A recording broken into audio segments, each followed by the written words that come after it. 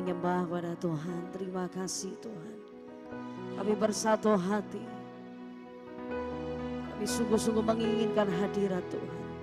Kami sungguh-sungguh menginginkan pribadi Tuhan. Melawat setiap kami, mengurapi kami, memenuhi kami dengan anggur yang baru. Terima kasih Tuhan. Kami sembahkan, kami sembahkan dengan segenap hati.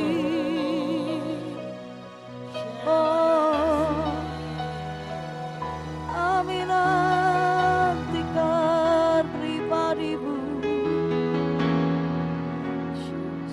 Kami nantikan Engkau Tuhan. Ini setiap kami yang rindu akan jamaah-Mu, yang merindukan hadirat-Mu. Oh, lebih dari semua yang ada, hati kami terpikat akan Kau, Yesus. Ya nama ya nama ya se. Amen, amen. Shana la la ya nama ya se. Puaskan kami dengan hadirat Tuhan. Segarkan setiap kami, ya Roh Kudus. Ya Rabahana Maya Sando. Lebih dalam lagi ya Tuhan. Oh Yesus, Yesus Tuhan.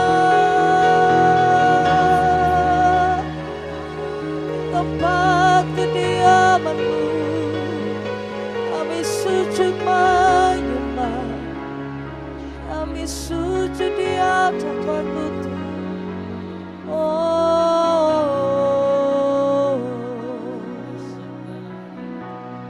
hadirat-Mu Tuhan, ku rasakan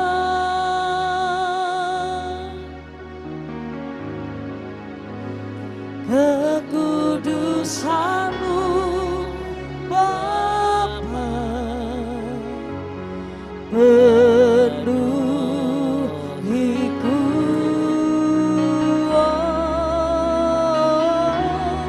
Ku rindu selalu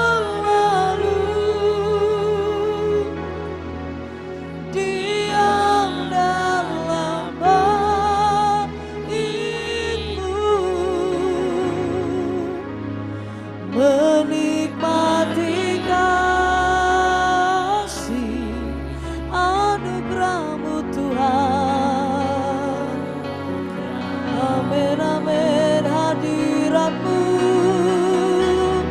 hadirat-Mu Tuhan, ku rasakan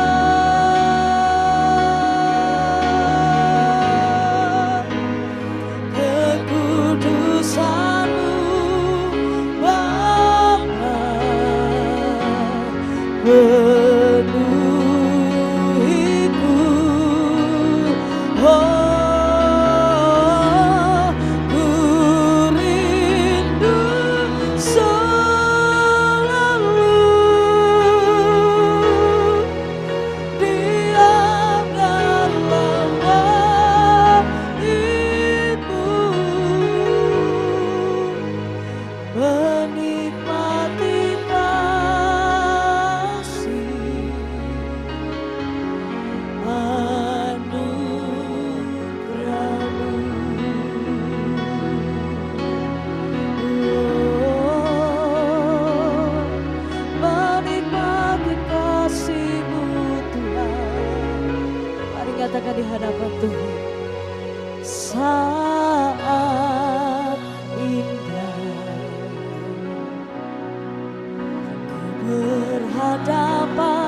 denganmu,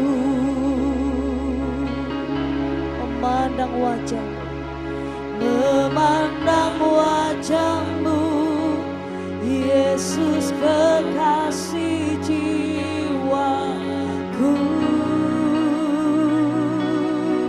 Bawa setiap kami Tuhan, bawa daku, oh, erat dalam pelukanmu, menikmati kasih dan indahnya hadiratmu ya Tuhan, hadiratmu Tuhan, ku rasakan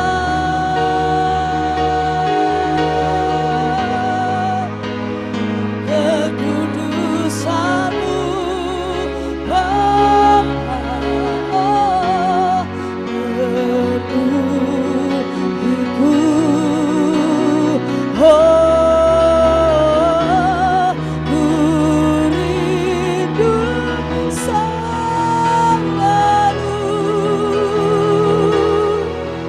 diam dalam bait-Mu, menikmati kasih anugerah-Mu Tuhan. Kami menanti-nantikan hadirat-Mu, lingkupi setiap kami Tuhan. Hadirat-Mu Tuhan, ku rasakan,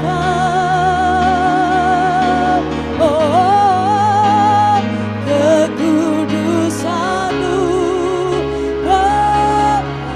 penuhi Rabaya Ralabaya Se,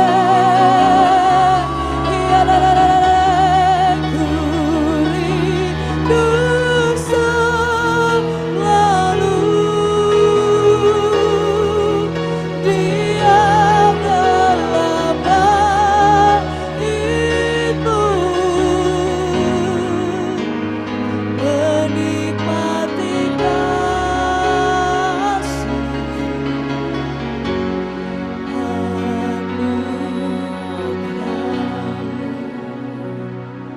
hadirat-Mu, hadirat-Mu Tuhan, ku rasakan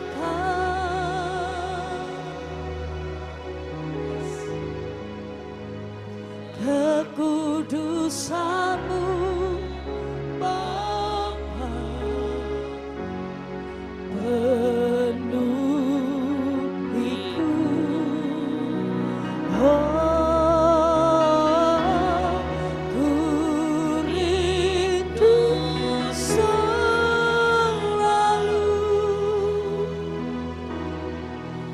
diam dalam bait-Mu,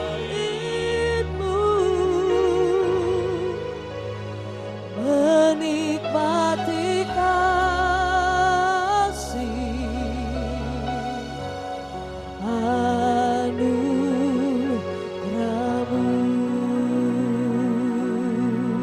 oh,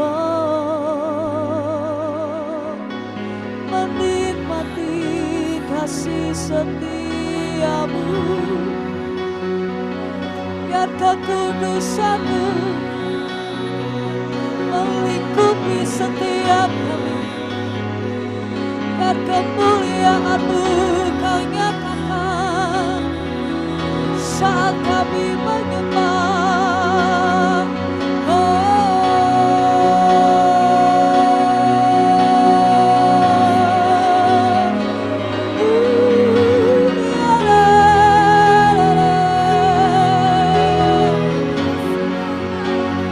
Hati kami menyembah-Mu.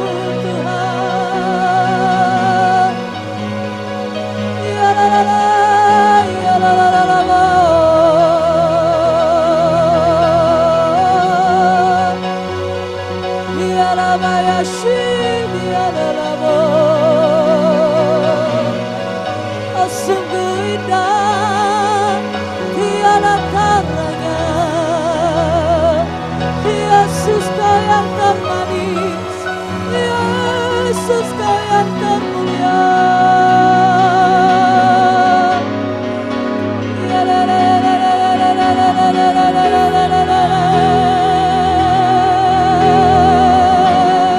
Holy, holy are you, Lord.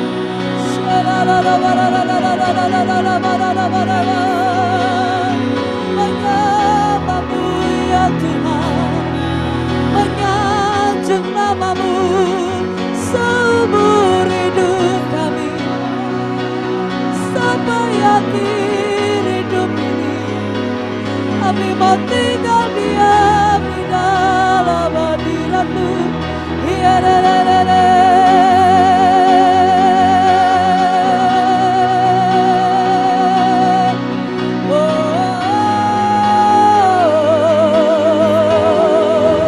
Menikmati kasih-Mu, menikmati anugerah-Mu Tuhan.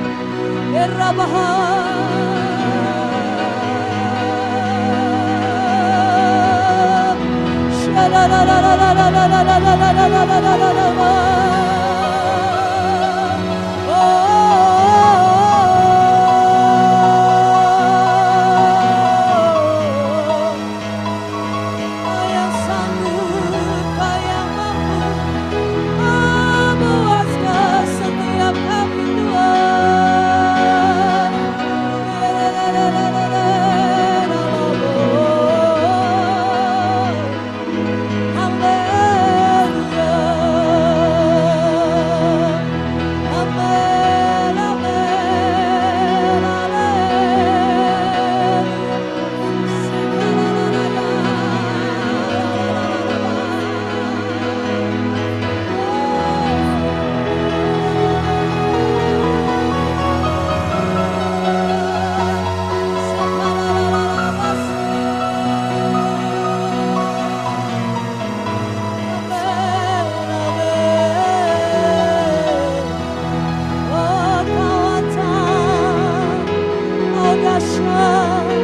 Oh luar biasa, hati kami kagumkan Engkau, hati kami mengasihi-Mu, hati kami mengasihi-Mu lebih dari apapun Tuhan. Oh Yesus, Yesus.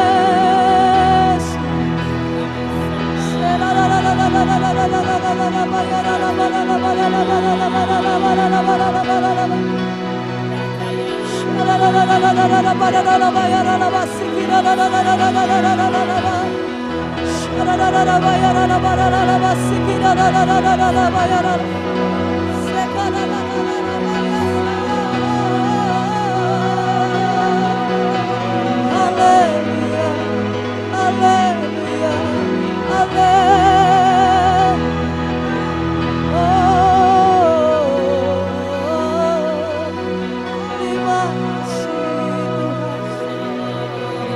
Terima kasih Yesus.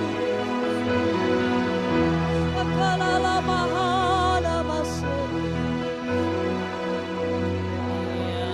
Yesus, Yesus, Kau pribadi yang termanis, Kau pribadi yang terindah.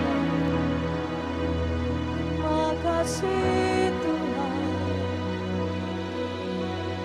Seperti rasa rindu sungaimu, jiwaku rindu Engkau.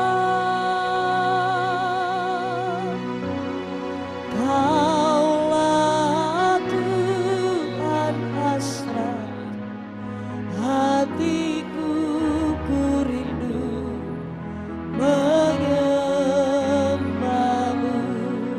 seperti rusa, seperti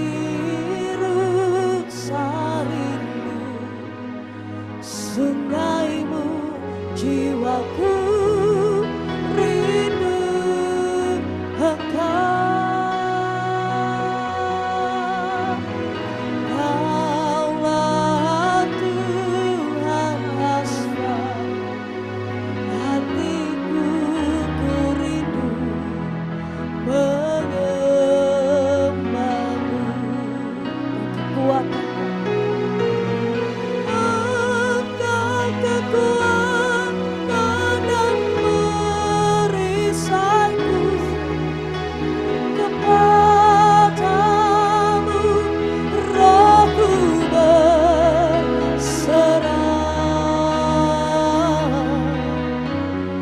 Kaulah Tuhan asa hatiku, ku rindu menyembah-Mu.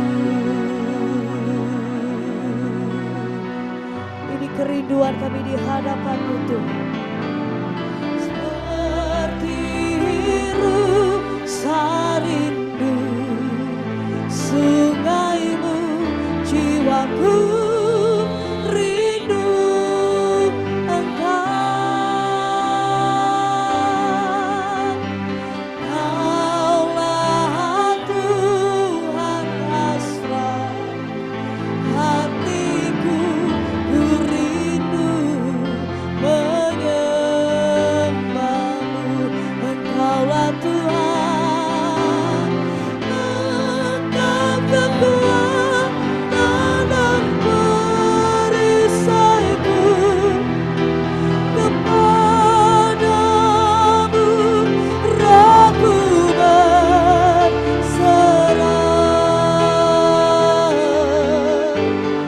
Kaulah Tuhan asra setiap hati kami. Kami hanya mengagumi pribadi Yesus. Kami hanya menyanjung Yesus. Engkau sumber kekuatan. Engkau kekuatan dan perisaiku, kepadamu rohku berserah.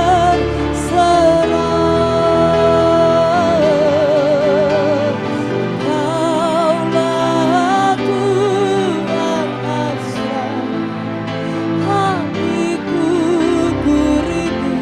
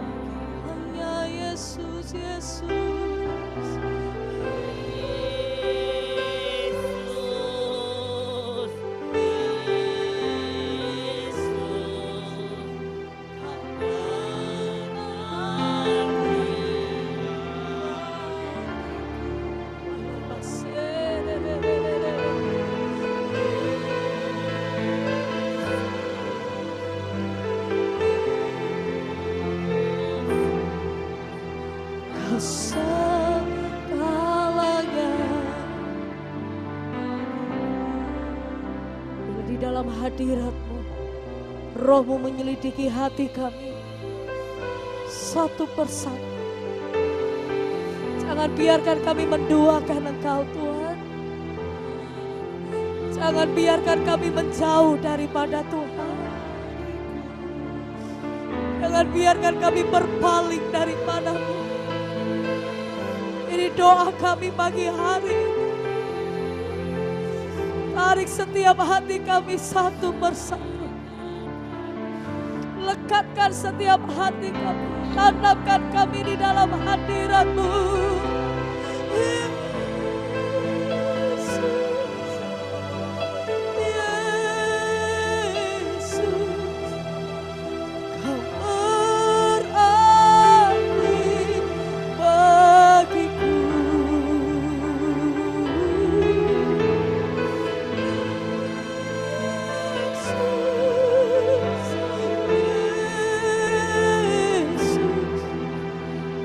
Segalanya bagi kami, Yesus, Yesus,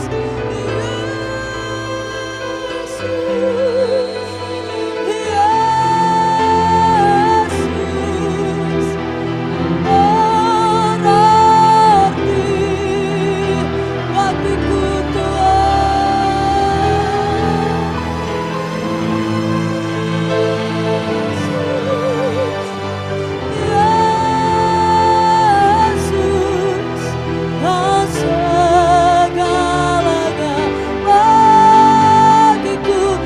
lagi saudara, lebih lagi nyatakan Yesus, Yesus, Yesus, kau berarti,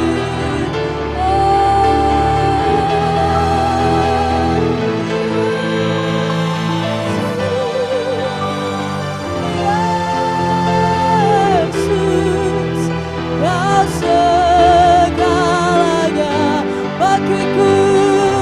Mari sembah, sembah, sembah.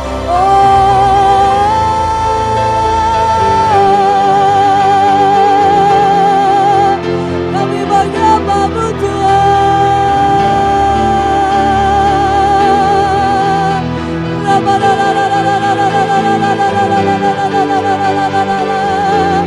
Nyatakan cinta-Mu, nyatakan kekaguman-Mu kepada Tuhan. Ekspresikan kekaguman-Mu kepada Yesus. Rahaka pasir.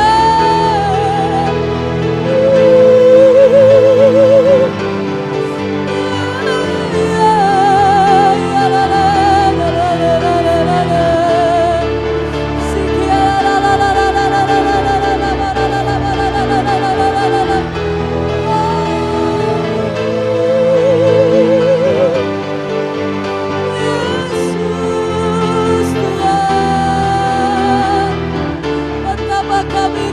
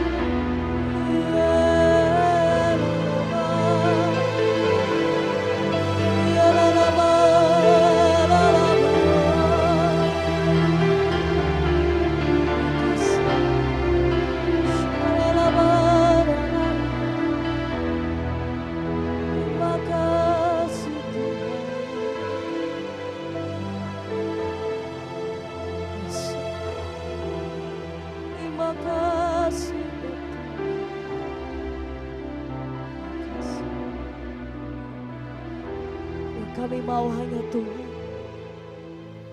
Yang kami ingini hanya pribadi Yesus. Cukuplah Engkau bagi kami Tuhan. Terima kasih Yesus. Terima kasih Tuhan. Terima kasih Tuhan. Ora bahaka pasakana bara bara bara bara bara bara bara sikire de de de de. Shakara bara bara bara bara bara. You are holy, holy, Lord, there is none like you. You are holy, holy, glory to you, oh Lord. You are holy,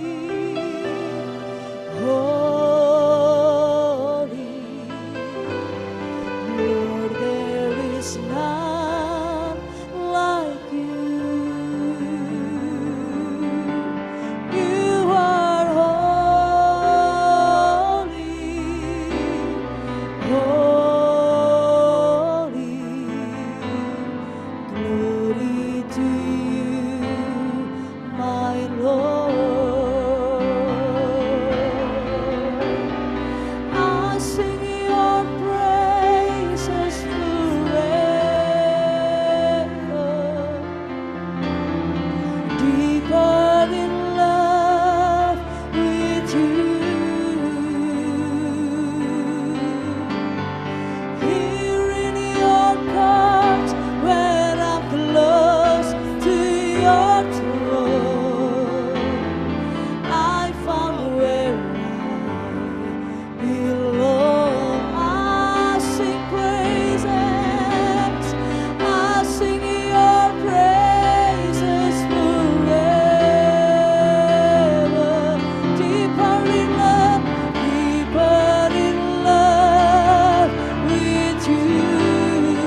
Here we are, Lord, here in your court, when I'm close to your throne, I found where I belong. Lebih lagi saudara katakan, you are holy, holy, holy, Lord, there is none like you. You are holy, holy, glory to you,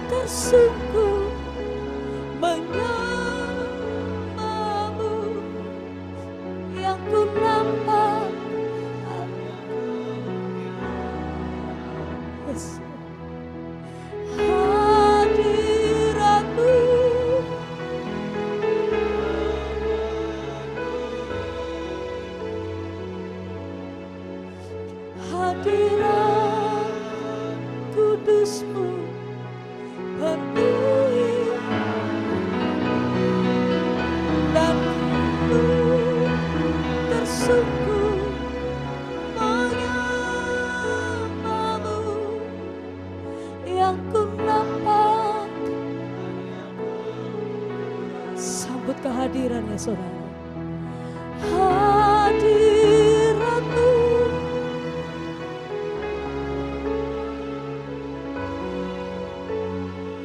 Yesus.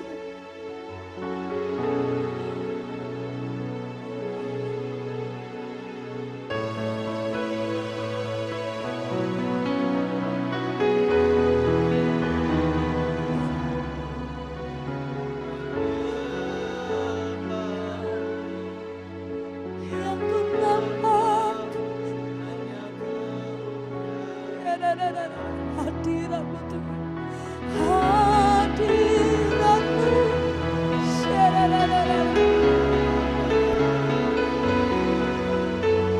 yes, yes.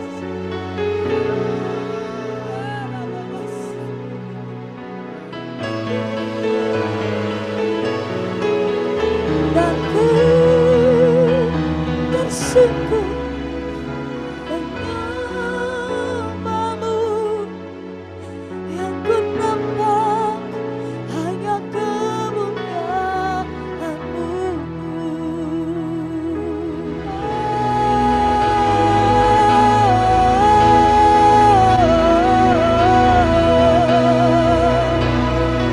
As we welcome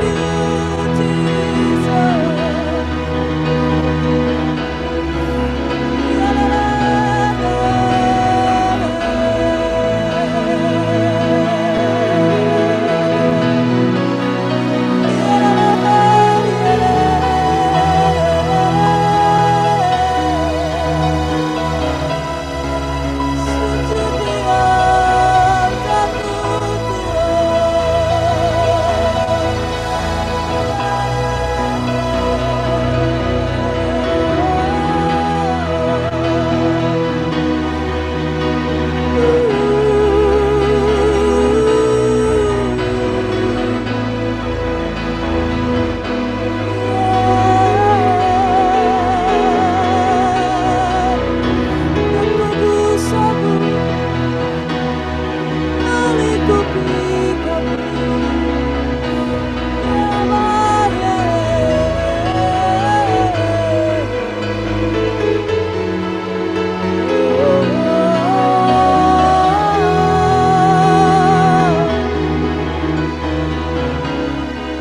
terima kasih ya Kudus, kuduslah Kau Yesus.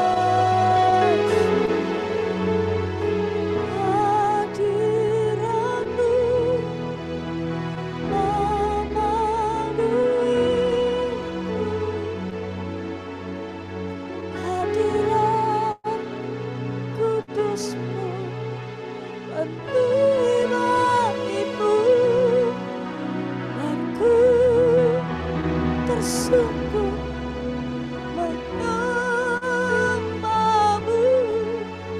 Yang ku nampak hanya kemuliaan-Mu. Yang ku nampak hanya kemuliaan-Mu. Yang ku nampak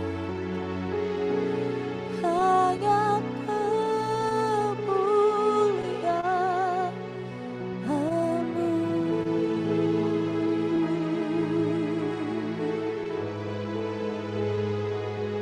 Terima kasih ya Tuhan.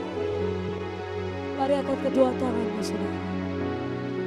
Ku nyanyi Hosana,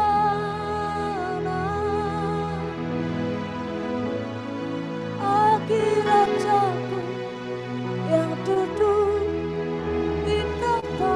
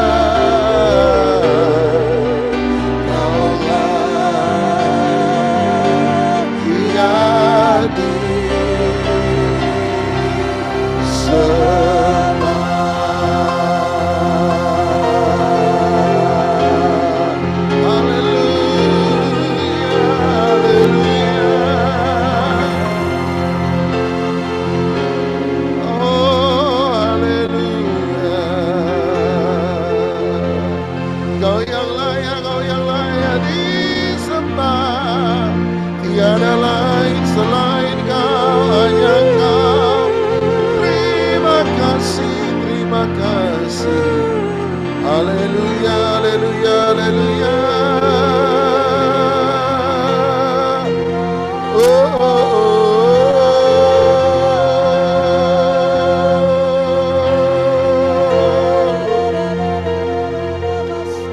terima kasih, terima kasih. Nyanyi pujian bagimu, Tuhan, semua pujian bagimu, hanya bagimu Tuhan. Namamu besar dan layak dipuji.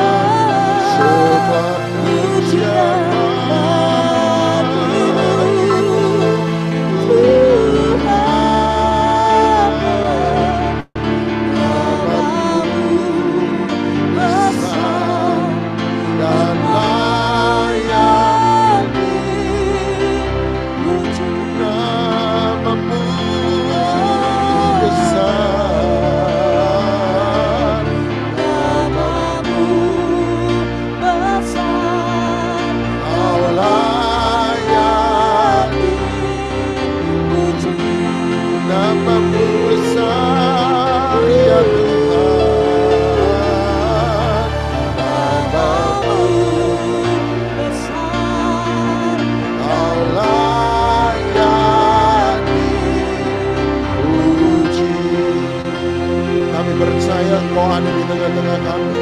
Engkau yang layak terima segala-galanya. Tidak ada satupun dari kami percaya yang mau mencuri kemuliaan Tuhan. Segala kemuliaan hanya bagi Engkau. Raja di atas segala raja, Tuhan di atas segala Tuhan. Berkuasalah, memerintahlah, berdaulatlah atas seluruh kehidupan kami. Sebab sungguh Engkaulah Tuhan. Bukan hanya lewat bibir mulut kami. Dan baik Engkaulah Tuhan. Sungguh pemerintah dalam hati kami. Terima kasih. Bawalah kami ke dalam seluruh kebenaran. Berfirmanlah kepada kami. Because your wish is my command. Kerinduanmu, kehendakmu menjadi perintah bagiku. Kami hidup memuliakan Tuhan. Kami siap mendengar adanya, kami siap melakukannya di dalam satu nama yang dahsyat, nama yang luar biasa, yaitu di dalam nama Tuhan Yesus Kristus. Dan setiap kita yang mencintai Dia, sama-sama kita katakan amin, amin, amin. Shalom. Ya, mari sama-sama saya bawa Anda pada satu kisah yang menurut saya cukup disepelekan, tetapi sebenarnya memberi tanda tanya yang besar. Saya undang Anda untuk melihat Imamat pasal 10, Imamat pasal yang ke-10, ayat yang ke-12 sampai ayat yang ke-20. Imamat pasal 10, ayat yang ke-12 sampai ayat yang ke-20. Imamat pasal 10, ayat yang ke-12 sampai ayat yang ke-20. Imamat pasal 10 ayat 12 bagian imam dan korban. Ayat 12. Kemudian berkatalah Musa kepada Harun dan kepada Eleazar dan Itamar, anak-anak Harun yang tinggal itu.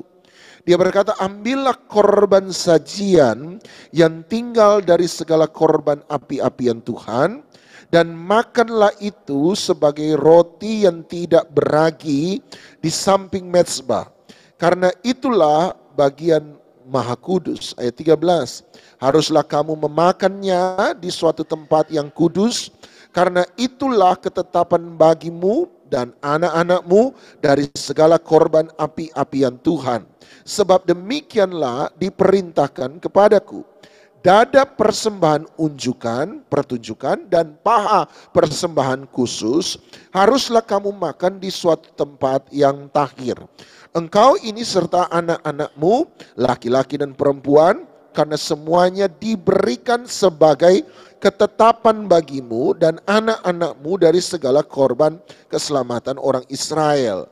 Paha persembahan khusus tadi dan dada persembahan korban pertunjukan tadi haruslah dibawa mereka ke tempat segala korban api-apian yang dari lemak itu, supaya dipersembahkan sebagai persembahan tunjukan di hadapan Tuhan. Itulah suatu ketetapan untuk selamanya bagimu serta bagi anak-anakmu seperti yang diperintahkan Tuhan. Perhatikan ayat 16. Kemudian Musa mencari dengan teliti kambing jantan korban penghapus dosa itu. Tetapi ternyata kambing itu sudah habis dibakar. Sebab itu dimarahilah Eleazar dan Itamar, anak-anak Harun yang tinggal itu. Katanya, mengapa kamu tidak makan korban penghapus dosa itu di tempat yang kudus? Bukankah itu suatu bagian maha kudus? Dan Tuhan memberikannya kepadamu supaya kamu mengangkut kesalahan umat itu dan mengadakan perdamaian bagi mereka di hadapan Tuhan. Lihat, darahnya itu tidak dibawa masuk ke dalam tempat kudus. Bukankah seharusnya kamu memakannya di tempat kudus seperti yang telah kuperintahkan? Lalu berkatalah Harun kepada Musa, memang benar. Pada hari ini mereka telah mempersembahkan korban penghapus dosa dan korban bakaran mereka ke hadapan Tuhan. Tetapi hal-hal seperti tadilah yang kualami. Jikalau pada hari ini aku memakan juga korban penghapus dosa, mungkinkah hal itu disetujui oleh Tuhan? Ayat 20 sama-sama kita baca 1, 2, 3. Ketika Musa mendengar itu dia menyetujuinya. Saya percaya sebagian besar Anda kalau baca ini Anda akan bingung. Imamat adalah satu kitab yang mematikan. Ada banyak orang mencoba baca Alkitab dari Kejadian sampai Wahyu, berhentinya kebanyakan di Imamat. Sebab ini adalah Imamat adalah kitab yang mematikan. Sebab banyak orang kemudian berhenti, tidak ngerti apa yang terjadi. Nah, ini yang saya mau katakan. Satu kali peristiwanya, kejadiannya adalah Tuhan memberi perintah. Ini adalah masa-masa pentahbisan bait suci atau tepatnya pentahbisan tabernakel. Dan dalam pentahbisan tabernakel ada berbagai korban yang dipersembahkan kepada Tuhan. Nah, ada 5 korban utama, supaya Anda ngerti, ada 5 korban utama. Tetapi di antara 5 korban utama ada 3 korban wajib, ada 2 korban sukarela. Sekali lagi ya, 5 korban utama. Kalau Anda mau baca Imamat pasal 1, 2, 3, 4, 5. Ke Imamat pasal 1, korban yang pertama, Imamat pasal 2, korban yang kedua, Imamat 3, 4, 5. Itu 5 korban utama. Dari 5 korban utama, 3 ini wajib, 2 ini sukarela. Kenapa disebut wajib? Sebab ini persembahan memang wajib terutama ketika kita mau melakukan perdamaian dengan Tuhan atas dosa-dosa kita.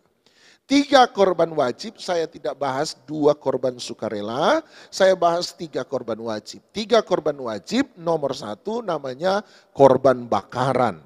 Bahasa Ibraninya olah. Saya gampang menghafal sebab olah berarti sesuatu yang naik ke atas. Jadi korban bakaran ini harus dibakar habis, asapnya naik ke atas. Jadi semua untuk Tuhan. Waktu saya masih kecil sekolah minggu, guru sekolah minggu ngajar begini.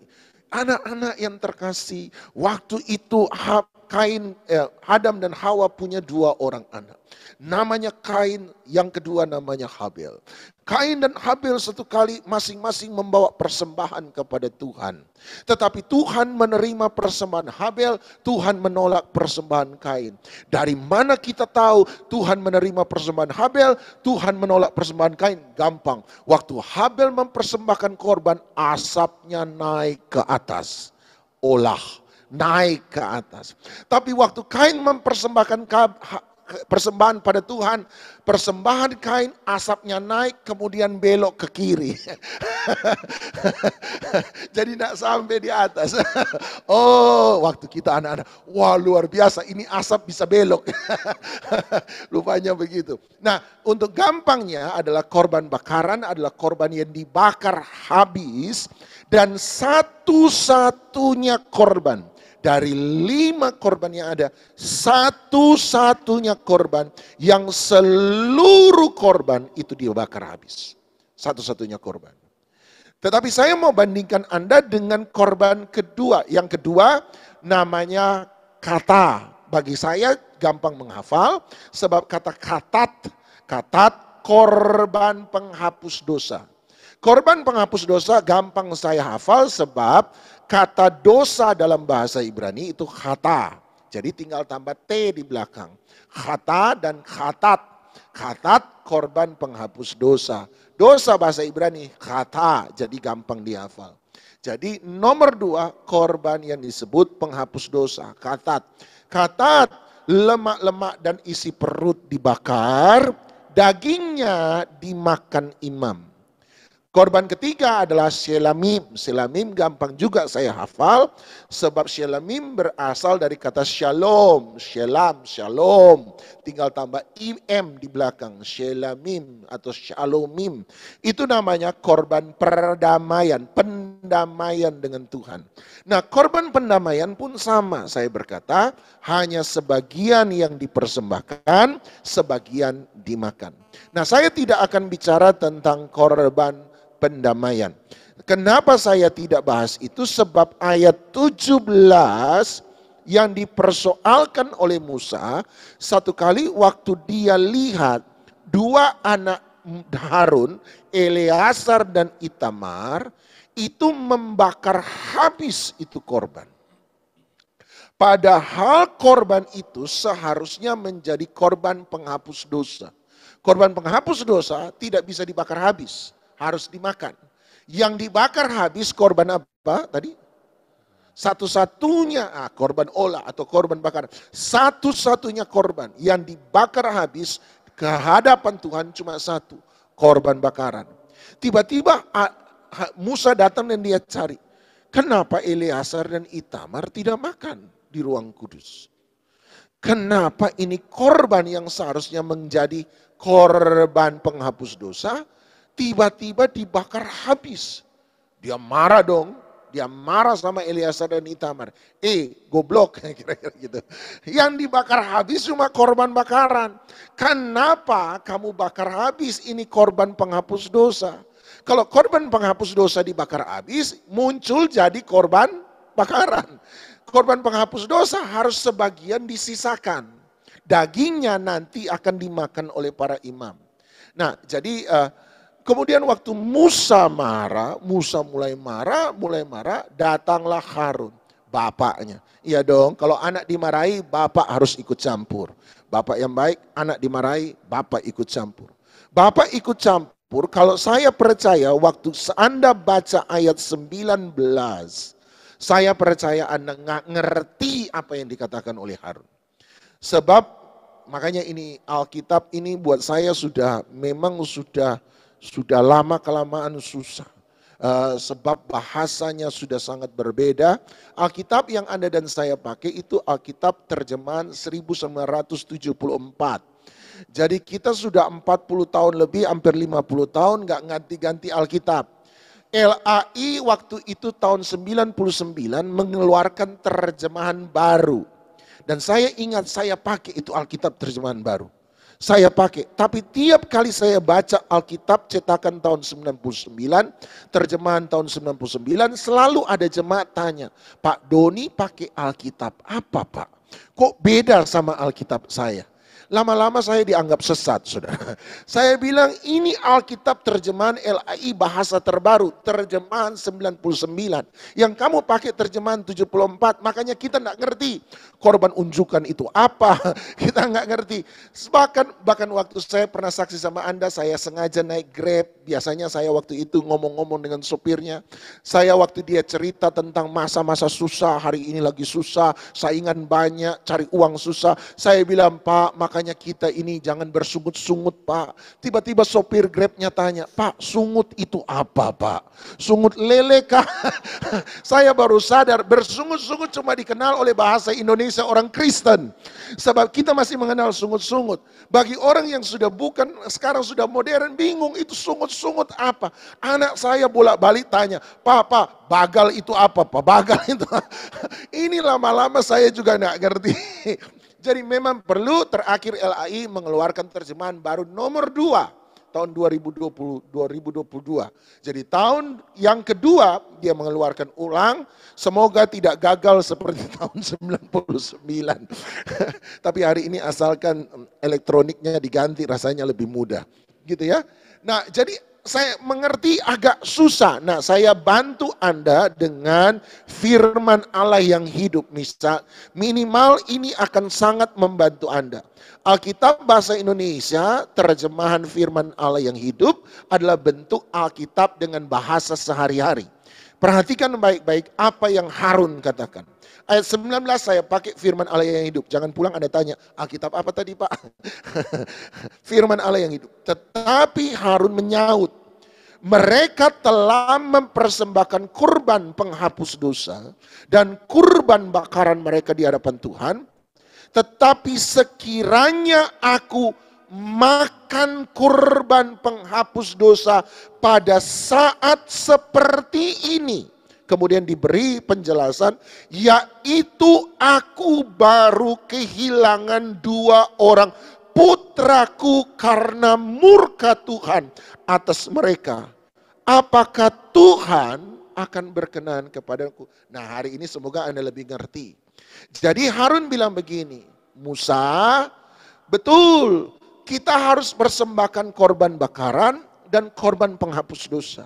Tetapi korban penghapus dosa harus disisakan dagingnya dan dimakan oleh para imam. Betul aku tahu itu. Tapi bagaimana aku bisa makan kurban, bagian dari kurban penghapus dosa, kalau aku baru kehilangan 2 anakku ini? Oh, jadi ada kisah pendahuluan.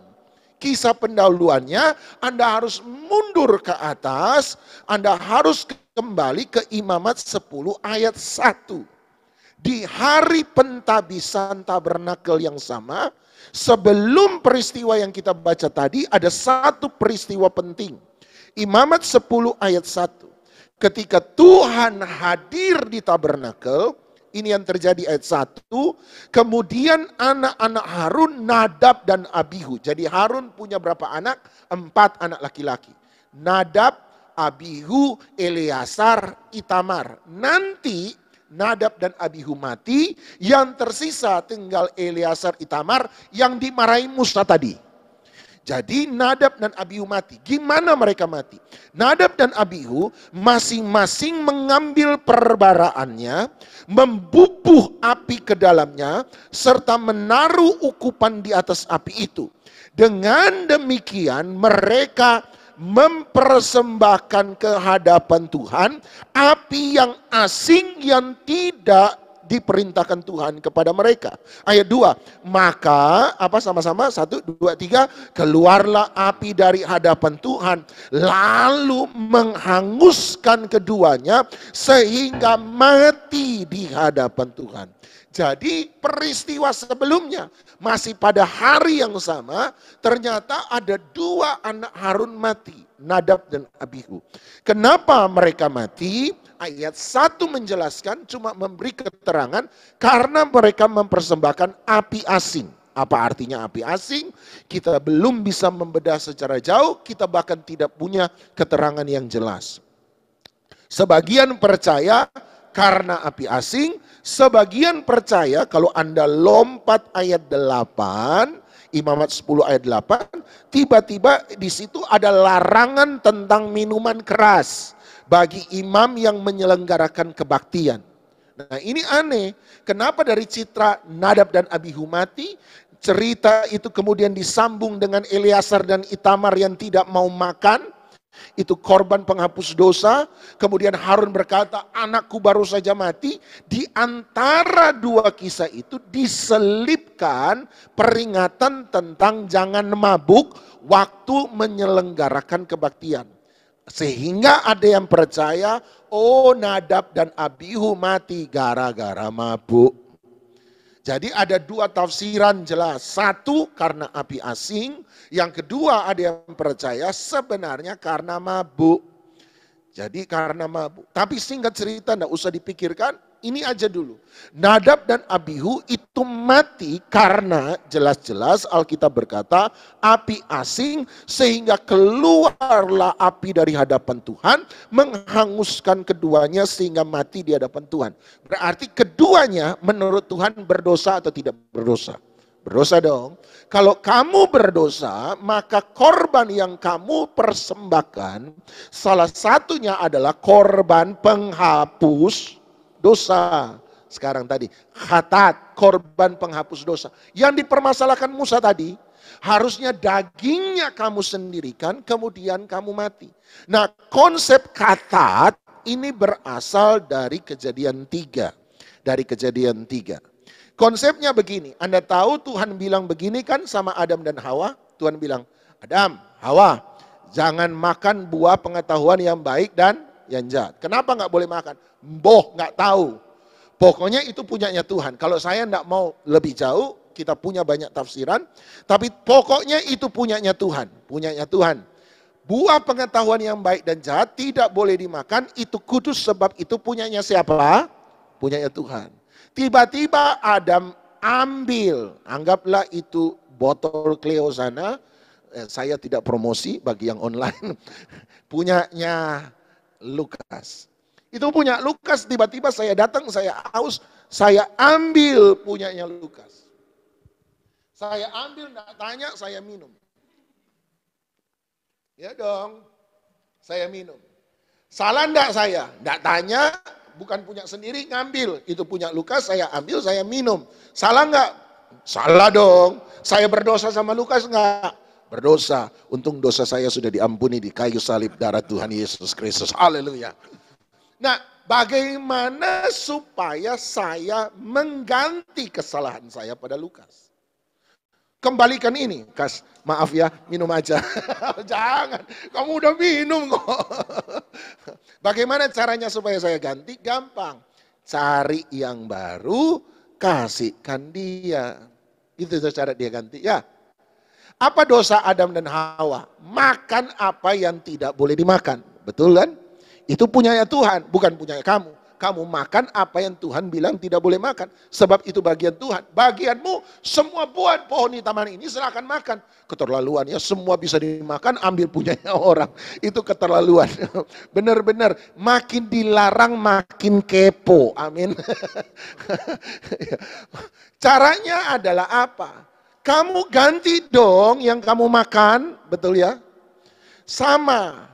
Ketika orang buat dosa, itu dianggap seperti memakan bagiannya Tuhan.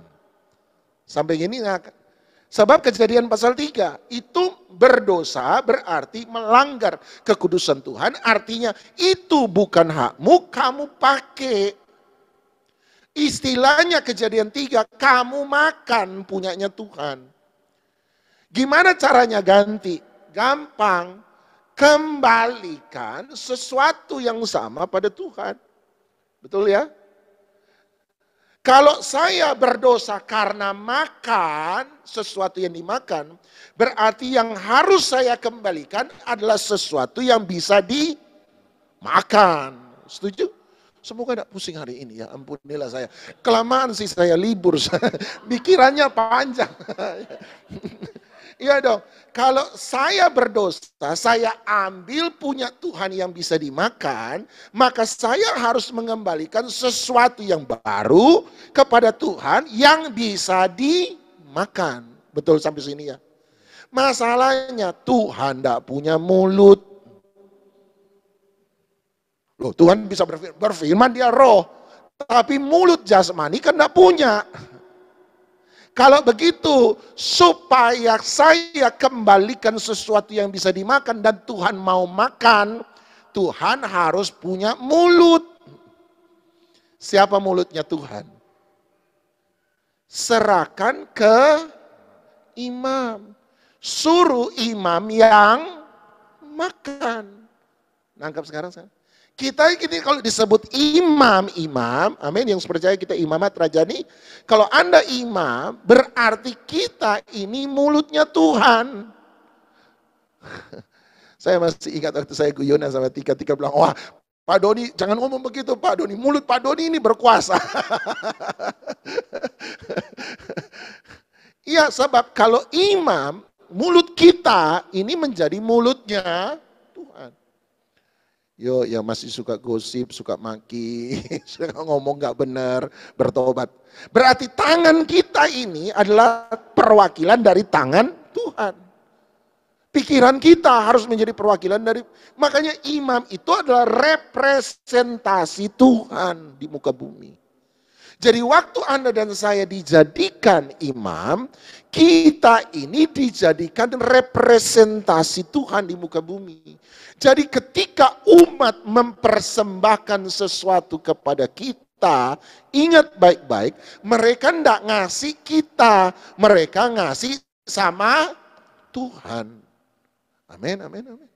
Ketika orang memberi sesuatu, Doni, orang kalau kasih sesuatu sama kamu, kamu melayani orang bayar sesuatu, orang berkati sesuatu, orang tidak sementara beri sama kamu sebenarnya, orang beri atas nama Tuhan melalui kamu.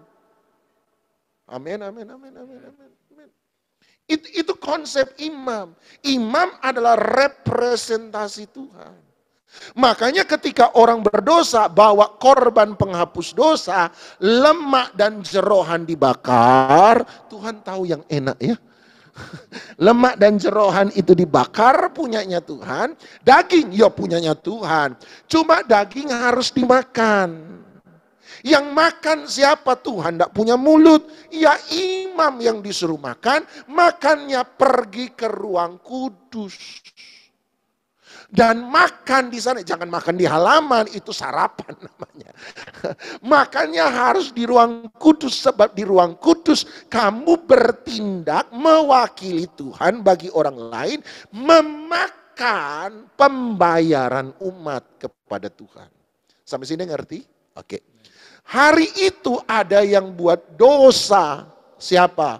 Nadab dan Abihu, anaknya Musa. Sehingga dibakar hangus sampai habis oleh Tuhan. Nah kalau Nadab dan Abihu berbuat dosa, pertanyaan saya, harus dibayar toh? Harus dibayar dong. Bayarannya pakai apa? Korban penghapus dosa salah satu. Bayarannya kasih ke Tuhan korban penghapus dosa. Tuhan tidak punya mulut kan? Tadi siapa yang makan akhirnya? Imam dan imam besar. Jadi Harun hari itu, dan imam siapa? Eleazar dan Itamar. Siapa Harun? Bapaknya Nadab dan Abihu yang mati. Siapa Eleazar dan Itamar? Saudaranya Nadab dan Abihu yang mati. Jadi ini yang terjadi. Ketika mereka mau makan itu daging korban penghapus dosa, itu sepertinya makan Nadab dan Abihu. Semoga Anda nangkep. Mereka ini bukan manusia kalau jadi imam. Mereka itu menjadi perwakilannya Tuhan. Jadi makan itu daging, itu seperti memakan, kalau Harun makan, itu seperti makan anak sendiri. Kalau Eleazar Itamar makan, itu seperti makan kakak sendiri. Berarti kan kalau Nadab dan Abihu mati, gantinya sebenarnya Nadab dan Abihu yang lain. Hanya berupa kambing domba penebus dosa. Jadi mereka makan itu seperti makan. Harun mau makan gak bisa makan. Eleazar Itamar mau makan gak bisa makan, nangis.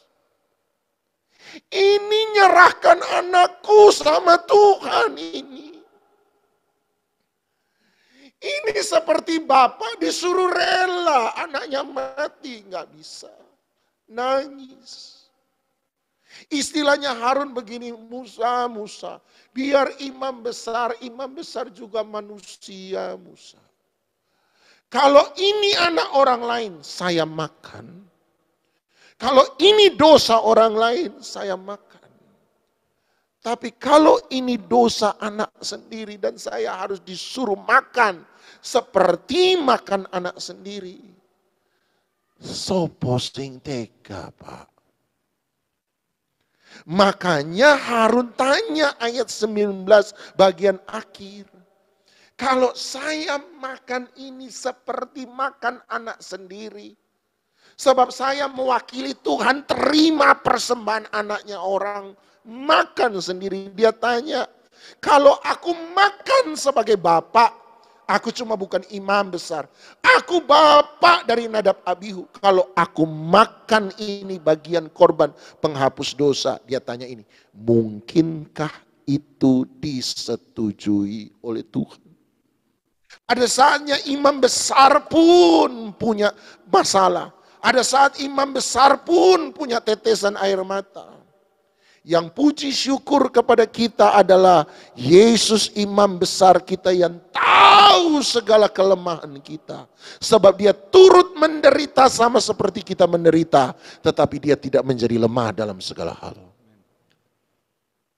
Tapi itu Harun hari itu bilang, "Mbok ya manusia ini manusia. Lu suruh makan kayak makan anak sendiri. Kalau saya makan masa Tuhan setuju?" Dan yang menarik adalah Alkitab berkata ketika Musa mendengar itu, Musa pun setuju.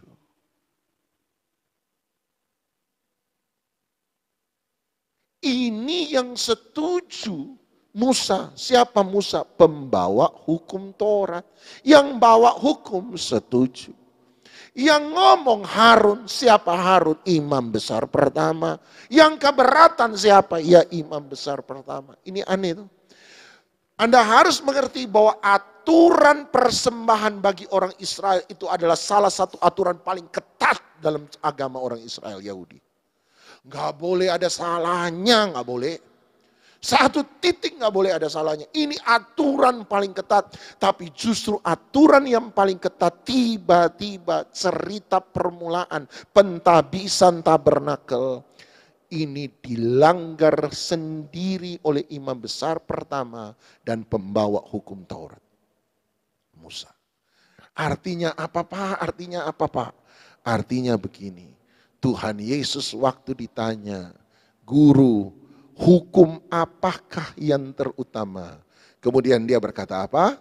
Hukum terutama pertama, nomor 1, kasihilah Tuhan Allahmu dengan segenap hatimu.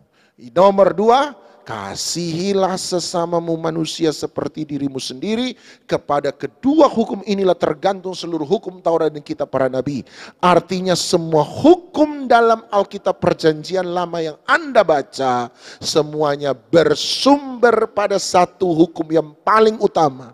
Dia disebut yang terutama, bukan hanya dia yang menggantung seluruh hukum yang ada, tetapi dia dasar tertinggi dari semua hukum, dia konstitusi tertinggi. Artinya kalau ada hukum lain yang bertentangan dengan hukum terutama, maka mana yang Anda pilih? Hukum terutama atau hukum yang lain? Pilih hukum yang terutama. Waktu ada hukum tentang persembahan dan korban, ternyata menyalahi hati nurani seorang bapak yang baru kehilangan anaknya, maka yang berlaku adalah hukum yang lebih tinggi. Apa hukum yang lebih tinggi? Kasih. Masa Tuhan gak peduli? Masa Tuhan begitu mengutamakan hukum lebih daripada hati seorang manusia? Masa Tuhan gak peduli? Masa Tuhan gak maklum? Masa Tuhan gak tahu isi hatiku? Masa Tuhan gak tahu tetesan air mata? Waktu Nadab dan Abihu mati, Anda baca baik-baik, Alkitab berkata, Harun hanya bisa tertunduk diam 1000 bahasa. Saya percaya hari itu dia telan air matanya bulat-bulat. Sebab dia tahu Tuhan yang ambil. Dia tidak bisa salahkan manusia manapun juga. Tapi hari itu kemudian suruh makan, dia bilang gak bisa. Hatiku hancur. Masa Tuhan gak ngerti hatiku? Hatiku sementara berduka atas kehilangan 2 anakku. Masa Tuhan gak tahu hatiku? Dan hari itu Musa bilang, Musa pun maklum adanya. Kalau Musa bisa maklum, masa Tuhan tidak bisa maklum? Kita punya Tuhan yang jauh sebenarnya. Kesalahan ahli Taurat di zaman Yesus, mereka salah memahami cerita Alkitab yang sesungguhnya. Mereka pikir bahwa hukum lebih terutama daripada segala-galanya. Hukum lebih utama daripada kemanusiaan itu sendiri. Mereka lupa bahwa ada kisah tentang kematian Nadab dan Abihu, di mana Harun menolak untuk mengambil bagian sebagai seorang imam besar. Harun hari itu menolak untuk makan korban penghapus dosa. Itu sebabnya makanannya dia kembalikan ke api dan dia bakar sampai habis. Saya percaya hari itu air mata menetes di Harun. Sebab mau tidak mau dia serahkan 2 anaknya. Anak yang paling dia sayang. Coba Anda baca baik-baik. Waktu Tuhan panggil Musa naik ke Gunung Sinai. Yang naik itu bukan cuma Musa. Yang naik Musa, Harun, 70 tua-tua Israel dan Alkitab tambah. Dan Nadab dan Abihu ikut dengan mereka. 2 anak ini kebanggaan Harun. Dia punya 4 anak tapi Tuhan tidak sebut Eleazar dan Itamar. Tuhan undang khusus Nadab dan Abihu berjumpa dengan dia. Yang sampai pada puncak, paling puncak hanya 1, Musa. Sebab kemudian yang lain disuruh berhenti di pertengahan. Tapi Nadab dan Abihu ada di sana. Anda bisa bayangkan anak kesukaan, anak kebanggaan. Hari itu kemudian mati. Anda mau bilang apa? Air mata nangis. Waktu Gembala GPDI Raja Wali waktu itu Pak Batubara, anaknya meninggal. Di tengah-tengah kata sambutan, orang tua ini kemudian berkata sudah 70 tahun akhir, hampir 80. Dengan tetesan air mata dia cuma bilang, biasanya yang muda mengubur yang tua. Tapi hari ini bagaimana hati saya tidak hancur. Sebab yang tua mengubur yang muda. Dia nangis. Saya percaya itu Harun. Rela ya sudah. Sudah jadi. Tapi disuruh makan, saya gak bisa makan. Ini kayak makan anak sendiri. Ditanya rela, sebenarnya tidak rela. Tapi sudah jadi. Gak mungkin tiba-tiba simsalabim kembali lagi dari arang kemudian jadi orang. Gak bisa. Hurufnya gampang diganti, A ganti O, arang jadi orang. Tapi kenyataannya susah. Tidak bisa. Dia cuma bisa terima. Tapi hari itu dia meneteskan air mata. Dan satu hal yang saya ngerti, Tuhan gak pernah marah Harun. Artinya Tuhan pun ngerti hati Harun. Hari ini saya mau bilang sama. Tuhan ngerti hati kita. Tuhan ngerti air mata kita. Jangan bilang Tuhan perjanjian lama sama Tuhan perjanjian baru beda. Sama. Israel lah yang salah memahami cerita Alkitab. Israel lah yang salah memahami hatinya Tuhan. Itu sebabnya waktu dia ketemu dengan Saul buat dosa, dia ingatkan Saul lewat Samuel, bukan dia bilang, Saul, Saul, bukankah dengaran lebih baik daripada korban bakaran? Bagi Tuhan bukan korban yang utama. Bagi Tuhan adalah apa yang ada dalam hatimu. Makanya waktu dia pilih raja kedua, yang dia lihat bukan penampilan, yang dia lihat adalah hati. Itu sebabnya Hosea mengingatkan, dari semua hukum yang Tuhan perintahkan, ada 613 hukum dalam Taurat. Yang Tuhan kehendaki cuma 3. Keadilan, kebaikan, murah hati, dan iman yang berjalan dengan rendah hati di hadapan Tuhan. Itu saja. Kalau kita pertentangkan aturan agama dan kasih Tuhan, Anda harus ingat satu, kasih lebih tinggi daripada segala-galanya. Ini konstitusi sorga untuk selama-lamanya. Makanya dia datang bukan untuk menghakimi, dia datang untuk memulihkan dan mengampuni. Mari biarkan kasih Tuhan. Hari ini Anda mungkin berkata, secara hukum begini, secara hukum begini. Tapi saya nggak bisa. Anda mulai meneteskan air mata. Saya mau bilang satu hal. Tuhan maklum adanya. Tuhan tahu. Tuhan ngerti. Tuhan peduli. Hari itu dia biarkan saja. Dia nggak hukum Harun. Dia nggak marah Eleazar dan Itamar. Dia anggap tidak pernah buat kejahatan apa-apa. Sebab dia mengerti hati orang. Dia mengasihi mereka. Syada bayara bayara masanda. Mari biarkan kasih Tuhan mengalir. Kasih Tuhan mengalir. Kasih Tuhan mengalir.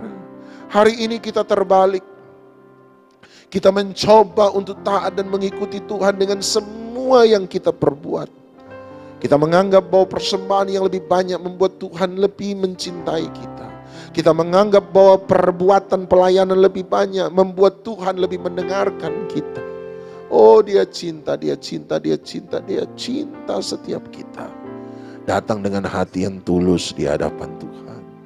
Terima kasih, terima kasih, terima kasih. Wow, selidiki aku. Lihat hatiku, apakah ku sungguh mengasihimu, Yesus, Kau yang Maha Tahu dan menilai hidupku, tak ada yang tersembunyi bagimu. Selidiki aku.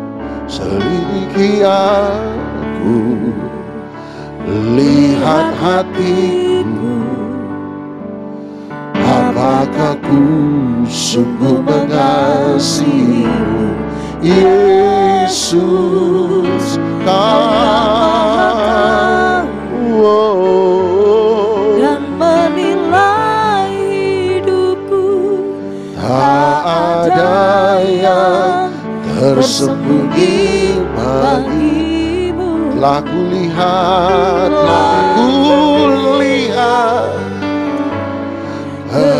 kebaikanmu yang tak pernah di dalam hidupku.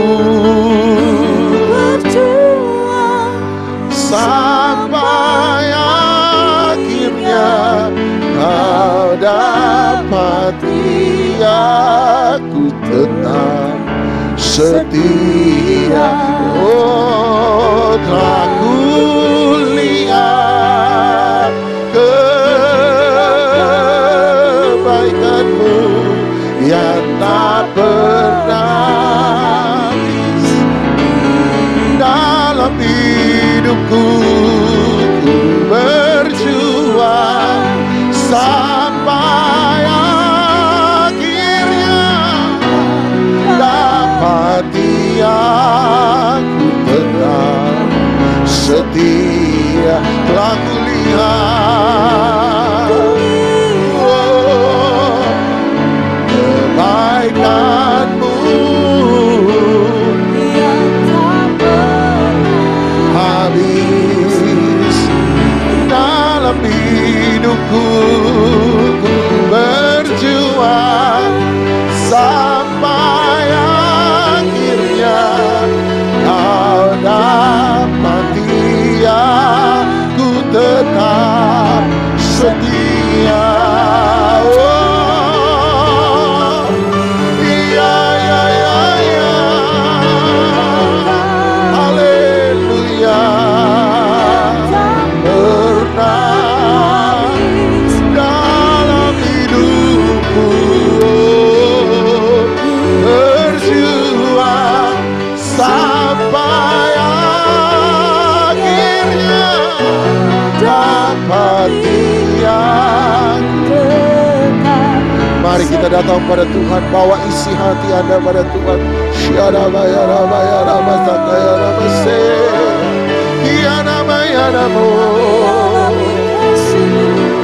Kau besar, Kau ajaib, Kau luar biasa.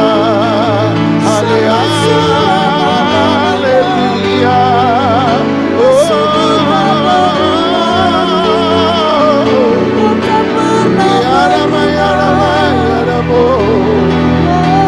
Terima kasih Yesus.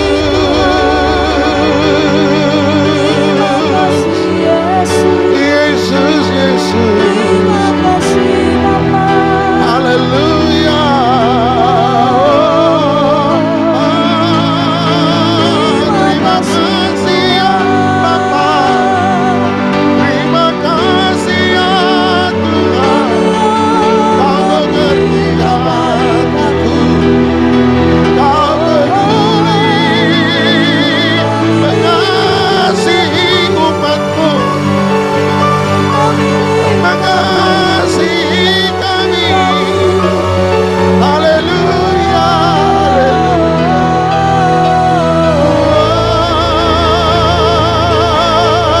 Ku datang ya Tuhan dengan segenap hati dan jiwa di hadapan-Mu.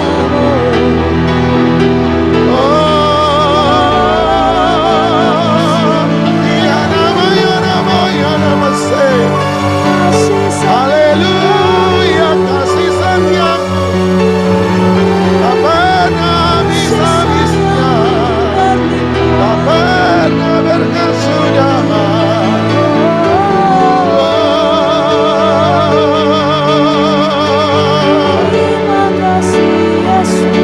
Hari ini Anda boleh datang bawa seluruh isi hati Anda. Anda boleh datang segala keberatan-Mu, segala tetesan air mata, segala khawatir dan ketakutan.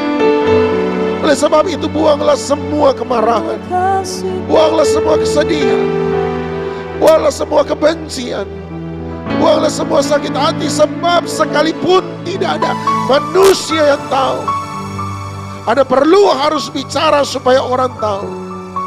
Tapi saya percaya satu hal, Tuhan tahu isi hati yang terdalam.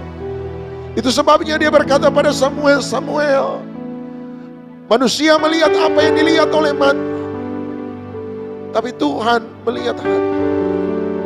Tuhan bukan Musa yang harus diberi penjelasan. Bahkan ketika mereka membakar korban itu sampai habis, Tuhan tidak sekalipun berbuat apa-apa. Padahal di ayat-ayat sebelumnya dia melakukan satu hukuman yang begitu besar, terasa bagi kita, bagi Nadab dan Abihu. Tapi hari itu dia berdiam. Sebab dia maklum. Dia lebih dulu tahu. Dia tidak perlu kata-kata manusia untuk membuat dia mengerti. Hari itu saya percaya Tuhan tahu. Tuhan tahu, Tuhan tahu, Tuhan tahu, Tuhan tahu, Tuhan tahu, Tuhan tahu. Kesalahan Nadab dan Abihu, mereka mencoba menghampiri Tuhan tanpa kekudusan. Mereka mencoba menghampiri Tuhan dengan cara mereka dan bukan dengan caranya dia. Konsekuensi mencoba mendekati matahari adalah Anda akan habis dihanguskan oleh matahari. Konsekuensi menghadapi Tuhan yang kudus tanpa kekudusan adalah kita dihancurkan oleh kekudusan itu sendiri. Tapi Tuhan bukan Tuhan yang pemarah. Tuhan bukan Tuhan yang penghukum. Dia Tuhan yang mengasihi. Dan hari itu dia membuktikan dengan kisah di mana dia berdiam. Kalau di awal mula Harun yang diam, tapi dalam peristiwa yang kedua Tuhan yang diam. Sebab Tuhan juga mengerti. Hari ini bawa setiap air matamu di hadapan Tuhan. Haleluya, haleluya. Bawa setiap bebanmu di hadapan Tuhan. Bapa di dalam surga, kami datang kepadamu. Engkau yang tahu setiap bahasa tetesan air mata kami. Engkau yang mengerti. Engkau yang menilai setiap hidup kami. Engkau yang menyelidiki hati kami yang terdalam. Tuhan, Engkau jamah umatmu sekali lagi. Engkau jamah. Hapus setiap tetesan air mata kami. Hapus setiap keberatan persoalan kami.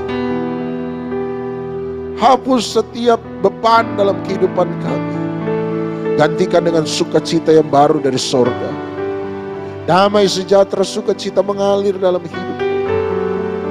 Menggantikan semua kemarahan, kebencian, kekecewaan, ketakutan, beban yang berat. Menggantikan semua kesombongan, menggantikan semua keserakahan, menggantikan segala sesuatu dengan kerendahan hati di hadapan Tuhan. Kami mengucap syukur hanya dalam satu nama yang dahsyat, nama yang luar biasa. Yaitu di dalam satu nama, yaitu Yesus Kristus Tuhan. Terima kasih. Hari ini kami belajar kebaikan Tuhan. Kami mau berkata apapun yang terjadi, Tuhan Yesus tetap baik. Kami mencintai Engkau. Di dalam nama Tuhan Yesus Kristus kami sudah berdoa. Dan setiap kita yang mengasihi Dia, sama-sama kita katakan amin. Terima kasih buat semua atensi perhatian Anda. Terima kasih buat teman-teman yang hadir hari ini onsite. Jangan lupa bahwa minggu depan kita masih akan bertemu di waktu dan tempat yang sama. Kita akan dilayani oleh hamba Tuhan yang luar biasa dan saya percaya juga Anda akan diberkati oleh Tuhan. Nah, minggu depan? Bu Gonang. Oh, Bu Gonang. Bu Gonang akan melayani kita jam 8 pagi hari Senin di tempat yang sama. Kita akan memberi persembahan pada Tuhan. Mari kita satu dalam doa sekali lagi. Mari kita berdoa. Bapa kami dalam sorga, dalam nama Tuhan Yesus Kristus, inilah persembahan kami. Kami tahu tidak akan pernah bisa membalas kebaikan-Mu. Tapi paling tidak kami datang kepadamu mempersembahkan, mengucap syukur, bagian dari ucapan syukur kami.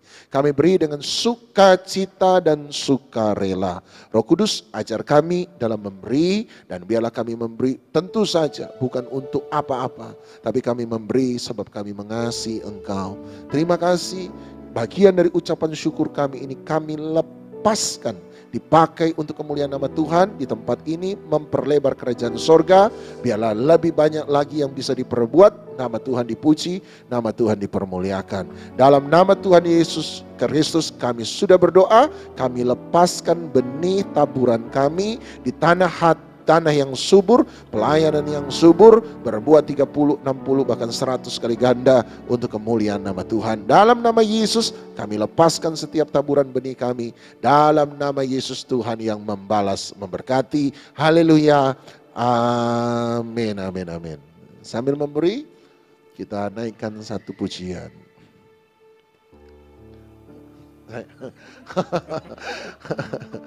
Oke, bagi Anda yang ada di online, Anda bisa mentransfer pada nomor rekening yang tertera di screen Anda, BCA 6750770612, 6750770612 oleh atas nama Bu Lia Puspita. Anda bisa persembahkan sekali lagi sukacita sukarela untuk kemuliaan nama Tuhan. Sudah? Kalau sudah, mari kita bangkit berdiri sama-sama. Ku naikkan syukurku, buat hari yang kau beri, tak habis-habisnya kasih dan rahmat-Mu selalu baru,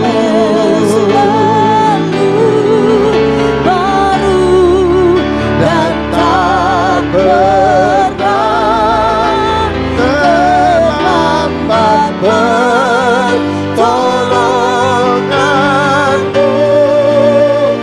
Besar setiamu di sepanjang hidupku, sungguh besar setiamu Tuhan, besar setiamu, sungguh besar, besar setiamu, besar setiamu di sepanjang hidupku. Mari kita beri tepuk tangan buat Tuhan. Segala pujian kemuliaan hanya bagi Engkau, sebab Engkau yang layak untuk menerimanya. Terima kasih, terima kasih, terima kasih. Untuk umat-Mu yang onsite hari ini, kami percaya bahwa jeripaya kami di dalam Tuhan tidak pernah sia-sia. Engkau berikan berkat ekstra dalam setiap kehidupan kami. Bagi mereka yang ada di online, Tuhan pun melawat Engkau. Sebab Dia tidak dibatasi oleh ruang dan waktu, Dia tidak dibatasi oleh tempat. Dia hadir dalam kehidupanmu, Dia menjamah-Mu dalam nama Yesus. Roh Kudus, Engkau jamah setiap kami, dan biarlah kami pulang sebentar. Kami percaya bahwa ibadah memberi keuntungan yang besar. Oleh sebab itu, biarlah keuntungan yang besar itu menjadi bagian dalam kehidupan kami. Angkatlah kedua tangan-Mu dan terimalah segala berkat daripada Allah Bapa, kasih karunia dan syafaat daripada Tuhan kita Yesus Kristus, persekutuan, penghiburan, kekuatan, sukacita, damai sejahtera, kemenangan, hikmat, wahyu, urapan daripada Roh Kudus menyertai setiap kita. Kesehatan-Mu diberkati oleh Tuhan, rumah tangga keluarga-Mu diberkati oleh Tuhan, masa depan-Mu diberkati oleh Tuhan, pekerjaan, pelayanan, pertemanan-Mu, kehidupan sosial-Mu diberkati oleh Tuhan. Masuk dan keluar-Mu diberkati. Apapun yang Engkau perbuat diberkati. Kemanapun kakimu melangkah, Engkau diberkati. Dan jadilah berkat dimanapun Anda berada. Biarlah berkat ini tinggal tetap dalam kehidupan kita, mulai daripada pagi hari ini sampai selama-lamanya, di dalam nama Tuhan Yesus Kristus. Yang percaya dilawat diberkati Tuhan. Sama-sama kita katakan amin. Selamat pagi, Tuhan memberkati. Sukses selalu, tetap semangat.